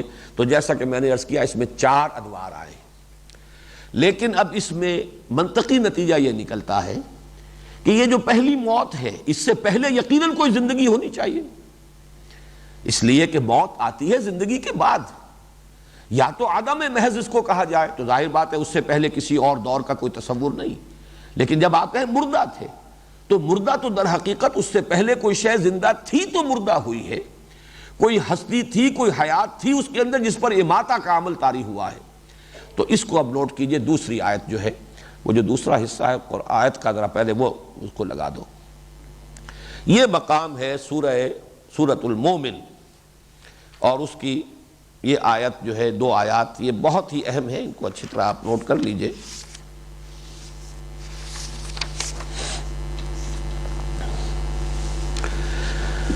یہ اہل جہنم کا تذکرہ ہو رہا ہے۔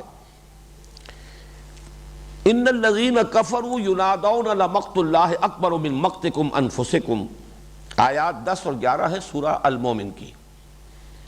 اذ تدعون الی الایمان فتکفرون، یقیناً وہ لوگ جنہوں نے کفر کیا ہوگا اور وہ جہنم میں ہوں گے، انہیں پکارا جائے گا، ندا کی جائے گی، ان سے کہا جائے گا آج جس قدر تم اپنے آپ سے بیزار ہو اس سے کہیں زیادہ بیزار اللہ تھا تم سے، جبکہ تمہیں ایمان کی دعوت دی جاتی تھی اور تم کفر کرتے تھے۔ ظاہر بات ہے کہ اہل جہنم پر جو بیت رہی ہوگی، جس درجے انہیں اپنا وجود گراں محسوس ہو رہا ہوگا، موت پکار رہے ہوں گے، موت کا کہ کسی طریقے سے موت آئے، ہمارا خاتمہ ہو جائے اور ہمیں اس مصیبت سے چھٹکارا ملے۔ ینادون لمقت اللہ اکبر من مقتکم انفسکم اذ تدعون الی الایمان فتکفرون، جب تمہیں ایمان کی دعوت دی جاتی تھی، آمنوا باللہ ورسولہ، اور تم کفر کرتے تھے۔ اب وہ فریاد کریں گے، بہت اہم آیت ہے یہ قرآن مجید کی۔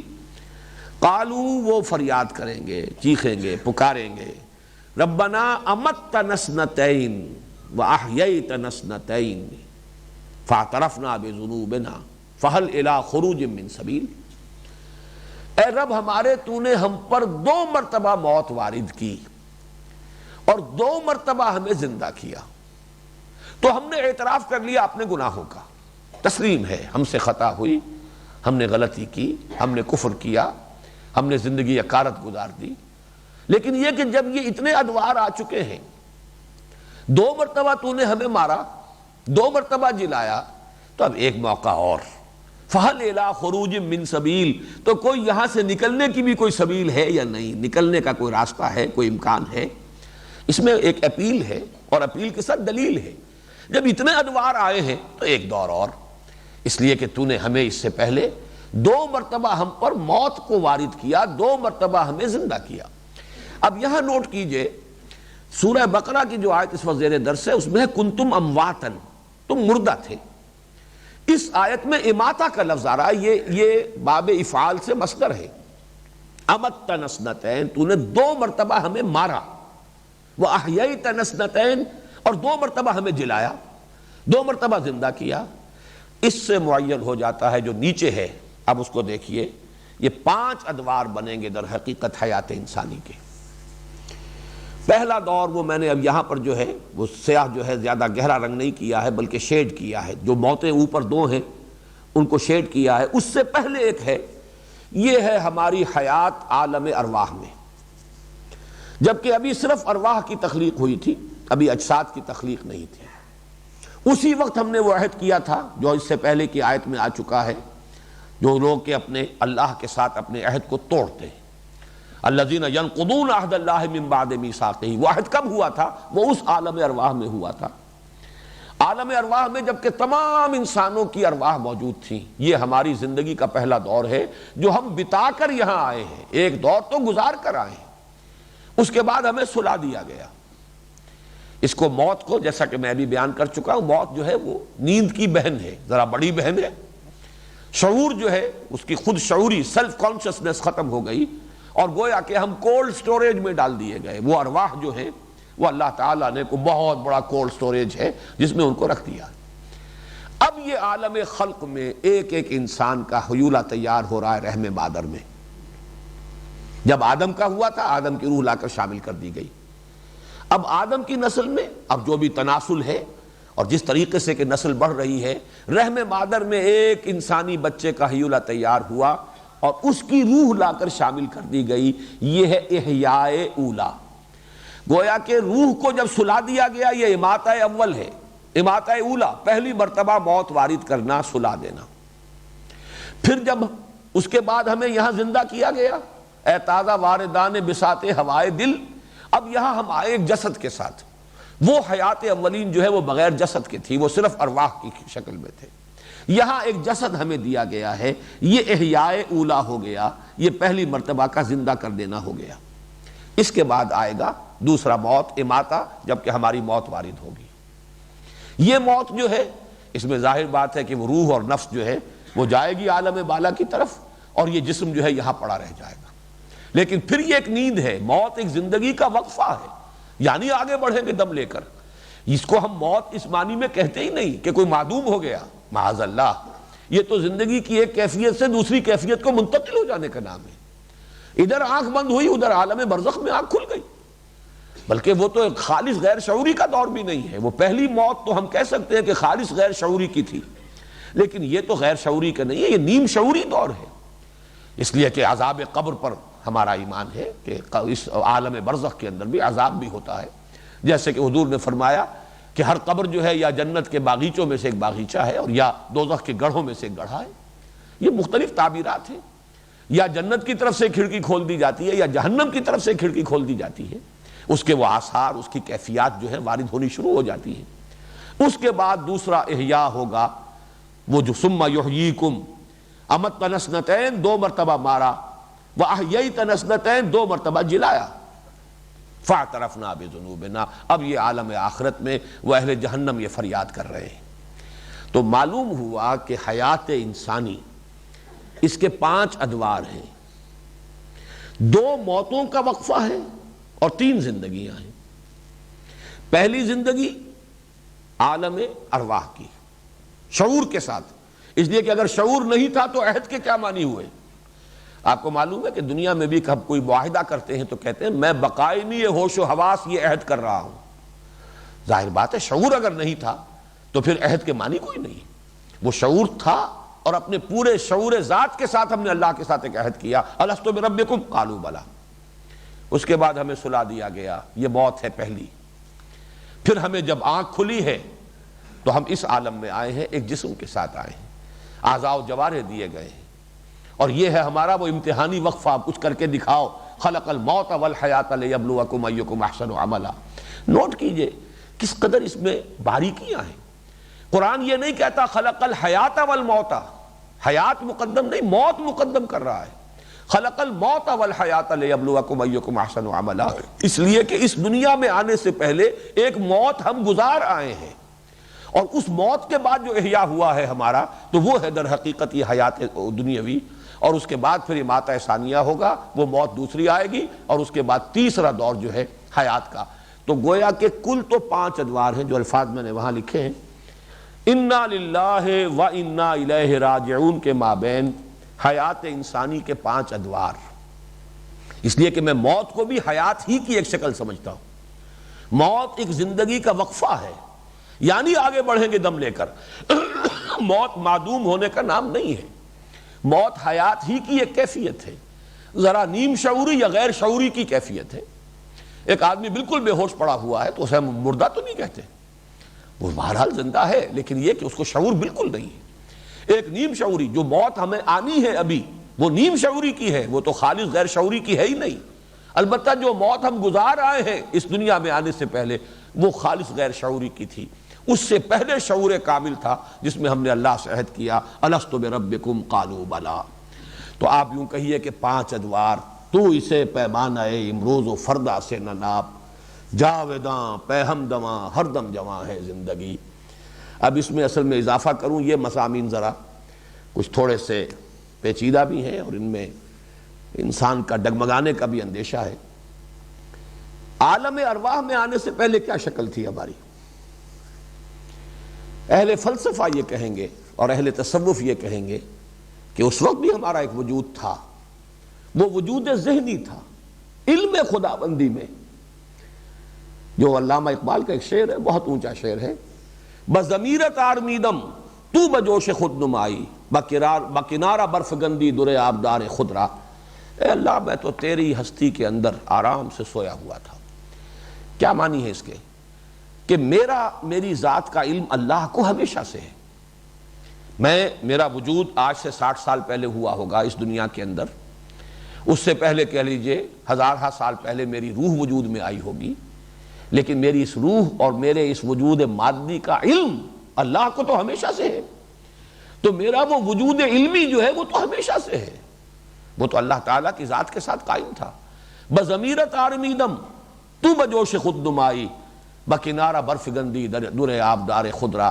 جیسے سی پی کے اندر موتی جو ہے وہ بن رہا ہوتا ہے خوبصورت، یہ اس کی اپنی جو ہے تخلیق ہے سی پی کی، پھر وہ سی پی کا منہ کھلتا ہے اور وہ اپنے اس موتی کو باہر پھینکتی ہے تاکہ معلوم ہو دنیا کو کہ اس نے کیا بنایا ہے، کیا اس کی تخلیق ہے، کس قدر حسین تخلیق ہے۔ تو پروردگار میں تو تھا، لیکن یہ کہ مجھے اپنا نہ کوئی شعور تھا، تیری ذات کے اندر میری وہ علمی ایک وجود کی کیفیت باقی تھی۔ وجود خارجی ہمارا پہلے ہوا، وہ ہوا عالم ارواح میں روح کی حیثیت میں، پھر اس کے بعد ایک نیند ہم پر طاری کر دی گئی، کولڈ سٹوریج میں ڈال دیے گئے، پھر ہمارا تعلق اس جسد کے ساتھ رحم مادر میں قائم کیا گیا۔ حدیث میں بھی آیا ہے اور سورہ مومنون میں قرآن مجید میں بھی ہے۔ حدیث میں آیا ہے کہ جنین جو ہے رحم مادر میں، آج لفظ جنین بھی آیا تھا ہمارے درس میں، وہ ایک عرصہ اس پر نطفے کی شکل میں ہے، پھر کچھ وقت جو ہے اس کا علقہ ہے، پھر وہ علقہ جو ہے وہ پھر مضغہ بنتا ہے، پھر یہ کہ اللہ تعالیٰ فرشتے کو بھیجتا ہے جو اس میں روح پھونک دیتا ہے، فَيَنْفَخُ فِيهِ الرُّوحُ۔ اس روح کو لوگوں نے سمجھا ہے زندگی، زندگی نہیں، زندگی تو نطفہ بھی زندہ تھا۔ آپ کو معلوم ہے سپرمیٹوزوئن جو مرد کا جرثومہ ہوتا ہے اس میں تو بڑی حرکت ہوتی ہے، بڑی تیزی کے ساتھ، جوش و خروش کے ساتھ متحرک ہوتا ہے، وہ زندہ شے ہے، مردہ شے تو نہیں ہے۔ اسی طرح عورت کی طرف سے آنے والا جرثومہ جو ہے اووم، وہ بھی ایک زندہ شے ہے، لیونگ اینٹیٹی ہے۔ تو حیات جس شے کا نام ہے وہ تو پہلے سے تھی، اصل میں وہ روح وہ ہے جو کولڈ سٹوریج میں، جو اس شخص کی، اس انسان کی معین روح تھی، وہاں سے لا کر اس کا تعلق قائم کیا گیا۔ یہ ہماری زندگی کا تیسرا دور۔ اس کے بعد موت آئے گی، ہم نہیں کہہ سکتے کتنے ہزار سال ہم اس عالم برزخ میں پڑے رہے۔ حضرت آدم کے زمانے کے لوگ کتنے ہزار برس ہو گئے کہ وہ عالم برزخ میں ہیں، ابھی ہم کچھ نہیں کہہ سکتے، طویل بھی ہو سکتی ہے۔ اور جو آخری زمانے کے لوگ ہوں گے ان کا ظاہر بات ہے وہ وقفہ تھوڑا ہوگا، اس جو پہلے زمانے میں گزر چکے ہیں ان کی وہ عالم برزخ کی زندگی زیادہ ہے، لیکن بعد میں آنے والوں کی وہ جو موت پہلی تھی وہ لمبی تھی۔ عالم ارواح کے بعد اس دنیا میں آنے تک کا وقفہ ان کا لمبا تھا، لیکن یہ سارا کوانٹیٹیٹو فرق ہے۔ لیکن یہ کہ اصل وہی ہے 5 ادوار۔ 5 ادوار سے پہلے ہمارا وجود علمی تھا، ذات باری تعالیٰ میں علم کی حیثیت سے ہمارا ایک تشخص، ہمارا وجود تھا۔ اور ادھر انا الیہ راجعون۔ اب یہاں بھی خاص طور پر نوٹ کیجئے، جب لفظ ثم آیا ہے اس کے کوئی معنی ہے۔ ثم تراخی کے لیے اس میں بھی ذرا ایک تاخیر کے ساتھ تراخی آتی ہے، اس اعتبار سے کنتم امواتا فاحیاکم ثم یمیتکم ثم یحییکم ثم الیہ ترجعون۔ ثم یحییکم پر بات ختم نہیں ہو گئی ہے، پھر تم لوٹا دیے جاؤ گے اس کی طرف۔ تو ہو سکتا ہے، بعض لوگوں کی رائے ہے، فلسفیانہ باتیں ہیں یہ ہمارے عام جو اہل سنت کے عقائد ہیں اس سے ان کا تعلق نہیں ہے، فلسفیانہ ہے، صرف علمی ایک دلچسپی کے طور پر آپ کے سامنے رکھ رہا ہوں کہ یہ در حقیقت یوں سمجھیے کہ ارواح انسانی کا جہاں تک معاملہ ہے وہ پھر ذات باری تعالیٰ کے ساتھ ہی ان کا ایک تعلق قائم ہو جائے گا۔ اس دنیا میں بھی روح انسانی کا براہ راست ربط اور تعلق ذات باری تعالیٰ کے ساتھ ہے، جس کو کہا گیا ہے کہ در حقیقت جیسے سورج کی شعاعیں ہوتی ہیں وہ کروڑ ہا میل آ کر بھی سورج سے سلسلہ منقطع نہیں ہوتا، وہ کرن جو ہے وہ اپنے اصل منبع سے جدا نہیں ہے، علیحدہ نہیں ہے۔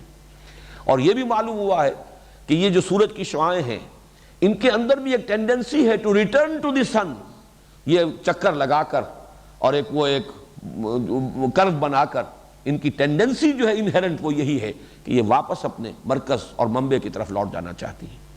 تو انا للہ و انا الیہ راجعون، اول و آخر ذات باری تعالیٰ ہے۔ البتہ یہ ہے کہ وہاں سے یہ روحیں کیسے وجود میں آئیں، اب یہ ایک مسئلہ بہت ٹیڑھا ہو جائے گا۔ پھر یہ ہے کہ عالم آخرہ کے بعد کوئی منزل ہے یا بس وہی جنت اور دوزخ ہی کا تسلسل اور دوام ہے، اس کو بھی چھوڑ دیجئے۔ یہ وہ چیزیں ہیں کہ جو صراحتاً اور تفصیلاً قرآن اور حدیث میں مذکور نہیں ہیں، لہذا اسپیکولیشن کا دائرہ اس میں کھلا ہوا ہے، اپنی اپنی سوچ کے مطابق، اپنے اپنے ذوق کے مطابق۔ لیکن یہ ضرور ہے انا للہ و انا الیہ راجعون کے مابین حیات انسانی کے 5 ادوار۔ پہلا دور شعور کے ساتھ عالم ارواح میں، دوسرا دور بے شعوری کے ساتھ پہلی نیند اور یہ پہلی موت ہے جو ہم گزار آئے، تیسرا دور یہ حیات دنیاوی اس جسد مادی کے ساتھ، شعور بھی ہے، حیات بھی ہے، جسد مادی بھی ہے۔ چوتھا دور وہ موت نیم شعوری کا دور ہے، حیات نیم شعور، اور یہ وہ ہے کہ جو عالم برزخ کی حیات برزخی، ہم اسے موت کہتے نہیں، حیات برزخی۔ پانچواں دور حیات اخروی۔ تو انا للہ و انا الیہ راجعون کے مابین حیات انسانی کے یہ 5 دور، کیف تکفرون، ذرا غور تو کرو، اللہ نے تمہیں جن جن ادوار سے گزارا ہے۔ مجھے اس مولانا روم کا ایک شعر یاد آ رہا ہے، ویسے وہ انہوں نے ارتقاء کے سلسلے میں کہا ہے کہ 780 پے کر دیدہ ام پسچے ترسم کے زمردن کم شوم۔ میں تو 780 پے کر تو پہلے ہی ہے جو بتا آیا ہوں، نہ معلوم کن کن شکلوں میں، جمادات میں تھا، پھر نباتات میں آیا، پھر حیوانات میں آیا، پھر ارتقاء کے مراحل طے ہوئے، پھر کہیں سے کہیں پہنچا۔ 780 پے کر دیدہ ام پسچے ترسم کے زمردم کم شوم۔ مجھے کیا اندیشہ ہے کہ موت مجھ میں کچھ کمی کر دے گی، میں مرنے سے کچھ کم ہو جاؤں گا؟ میری تو اگلی منزل پہلے سے بہتر آ رہی ہے، ہر آنے والی منزل۔ وَلَلْآخِرَةُ خَيْرٌ لَكَ مِنَ الْأُولَىٰ، اگر انسان سیدھے راستے پر آ جائے، حق پر آ جائے، ہدایت پر آ جائے، تو اس کی تو ہر آنے والی منزل پچھلی منزل سے بہتر ہوگی۔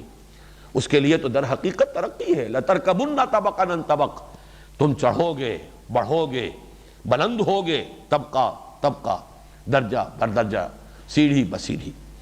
بہرحال یہ آیت مبارکہ جو ہے جیسا کہ میں نے عرض کیا، اور سورہ مومن کی آیات 10 اور 11 کے ساتھ ملا کر یہ ہے تو اسے پیمانہ امروز و فردا سے نہ ناپ، جاوداں پہ ہم دواں ہر دم جواں ہے زندگی۔ اور درمیان میں جو ہے یہ وقفہ، ایک موت ادھر ایک موت ادھر، درمیان میں حیات دنیاوی، یہ ہمارا امتحانی وقفہ ہے۔ قلزم ہستی سے تو ابھرا ہے مانند حباب، اس زیاں خانے میں تیرا امتحان ہے زندگی۔ اب تمہیں جسم دے کر بھیجا گیا، ہاتھ دیے، پاؤں دیے، صلاحیت دی، جسم کے اندر طاقت رکھی، تمہارے اندر امنگ رکھی، اب کر کے دکھاؤ۔ آئے یہ گوئے ہے اور یہ چوگان، آؤ پروو یور ورتھ، ثابت کرو تم کیا ہو۔ خلق الموت والحیات لیبلوکم ایکم احسن عملا۔ اب یہاں بھی میں نے نکتہ اس مضمون میں لکھا ہے کہ موت کو بھی ایک سلبی حقیقت نہیں کہا قرآن نے، خلق الموت، موت کو پیدا کیا۔ جس شے کو پیدا کیا جاتا ہے در حقیقت وہ معدوم شے نہیں ہوتی، وہ بھی ایک مثبت حقیقت ہے، کوئی منفی حقیقت نہیں ہے، کوئی سلبی کیفیت کا نام موت نہیں ہے۔ خلق الموت والحیات، اب پیدا کیا ہے اس نے، بنایا ہے موت کو اور زندگی کو، لِيَبْلُوَكُمْ أَيُّكُمْ أَحْسَنُ عَمَلًا، تاکہ تمہیں وہ آزمائے اور پرکھے اور جانچے اور امتحان لے کہ کون ہے تم میں سے بہتر عمل کرنے والا۔ هُوَ الَّذِي خَلَقَ لَكُمْ مَا فِي الْأَرْضِ جَمِيعًا، یہ آخری آیت ہے۔ اللہ کا شکر ہے کہ ہم اس رکوع کے اختتام تک پہنچ گئے۔ اس کا اصل جو ربط ہے وہ اگلے رکوع سے چلے گا۔ یہ اللہ تعالیٰ کا احسان تمہیں اتنے ادوار سے گزارا ہے، کہاں کہاں سے لے کر آیا ہے اللہ، کن کن منزلوں میں سے گزار کر لایا ہے، اور پھر نمبر 2 اس کا احسان تمہارے لیے پیدا کیا ہے وہ سب کچھ جو زمین میں ہے۔ یہ انسان کا مرتبہ اور انسان کا مقام، انسان کی حیثیت، انسان کی اہمیت، یہ آیت جو ہے چونکہ اس کے فوراً بعد اب خلافت عرضی کی بات شروع ہوگی چوتھے رکوع میں، وَإِذْ قَالَ رَبُّكَ لِلْمَلَائِكَةِ إِنِّي جَاعِلٌ فِي الْأَرْضِ خَلِيفَةً تو خلق لکم ما فی الارض جميعا۔ اس سے آپ اندازہ کیجئے ذرا اپنی اہمیت کا، اپنی خودی پہچان ہو غافل انسان، یہ سب کچھ تمہارے لیے پیدا کیا گیا ہے، جو کچھ زمین میں تمہارے لیے پیدا کیا گیا۔ هو الذی خلق لکم ما فی الارض جميعا، بنایا تمہارے لیے۔ حدیث میں بھی اس کی تعبیر بڑی خوبصورت ہے، انما الدنیا خلقت لکم وانتم خلقتم للآخرہ، یہ دنیا تمہارے لیے بنائی گئی لیکن تم آخرت کے لیے بنائے گئے ہو۔ تمہارا اصل گھر یہ نہیں ہے، وہ ہے، بلکہ یہ تو تمہارے آزمائش کے لیے ایک میدان فراہم کر دیا، یہ ایگزامینیشن ہال ہے، یہ نہیں ہے اصل زندگی۔ یہاں تو تمہیں آزمایا جا رہا ہے، کچھ دے کر آزمایا جا رہا ہے، کچھ صلاحیتیں دے کر آزمایا جا رہا ہے۔ اس میں ذرا نوٹ کر لیجئے، قرآن مجید میں خلقہ اور سخرہ اس میں فرق ہے۔ چنانچہ سخرہ لکم میں تو آتا ہے آسمانوں اور زمین کی ہر شے تمہارے لیے مسخر کر دی گئی۔ البتہ خلق لکم یہ میں نے تلاش کیا، مجھے گمان تھا کہ شاید آسمانوں اور زمین کی تمام چیزیں تمہارے لیے بنائی گئیں، لیکن آج تو میں تلاش نہیں کر سکا، مجھے کوئی نظیر نہیں ملی ہے۔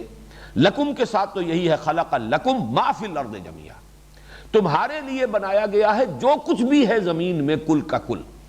جميعا کا ایک اور مفہوم بھی کچھ لوگوں نے لیا، تم سب کے لیے ہے، یعنی ایک مشترک ملکیت ہے یہ، یا مشترک مفاد کے لیے ہے، انتفاع جو ہے سب کا مشترک ہونا چاہیے۔